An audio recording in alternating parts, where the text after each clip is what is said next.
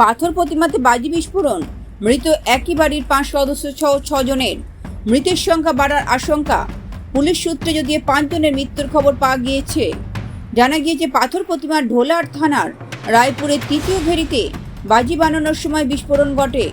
মৃতদের মধ্যে 3 জন শিশু রয়েছে বলে খবর।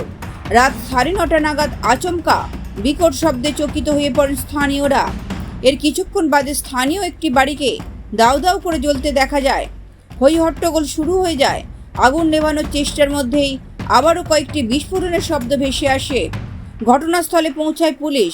আগুন নেভানোর সঙ্গে সঙ্গে বাড়ির ভিতরে থাকা লোকজনকে উদ্ধারের চেষ্টাও চালানো হয়।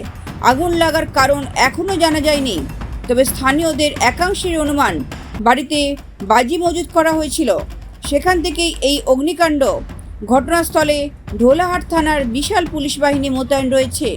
পুলিশ অবশ্য এখনই দুর্ঘটনার কারণ নির্দিষ্ট করে কিছু জানাননি।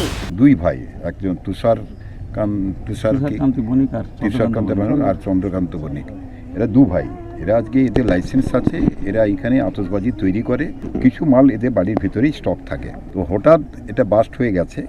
এটা হয়ে যাওয়ার সঙ্গে সঙ্গে গোটাটা আগুন লেগে যায়। ফ্যামিলি হচ্ছে 11 জন, 11 জনের মধ্যে 7 জন মারা গেছে। বাজির আওয়াজটা এত ঘন ঘন হচ্ছে যে বুঝতে পারছি যে কোনো কিছু একটা আওয়াজ হচ্ছে। তো তারপরে আমরা কানাকুনি জানতে পারলাম যে এরকম মানে এখানে বাজি টাজি বাঁধতো, মনে হয় বোম বাঁধতো, কী কারণবশত বাস্ট হয়ে সবই। ওরা মানে যে বয়স্ক লোক ওনার দেখতে পাচ্ছি না, ওনার স্ত্রী আছে বেঁচে, আর ওনার একটা স্ত্রী এবং একটা বৌমা, 2টো ছেলে বেঁচে আছে এই পর্যন্ত।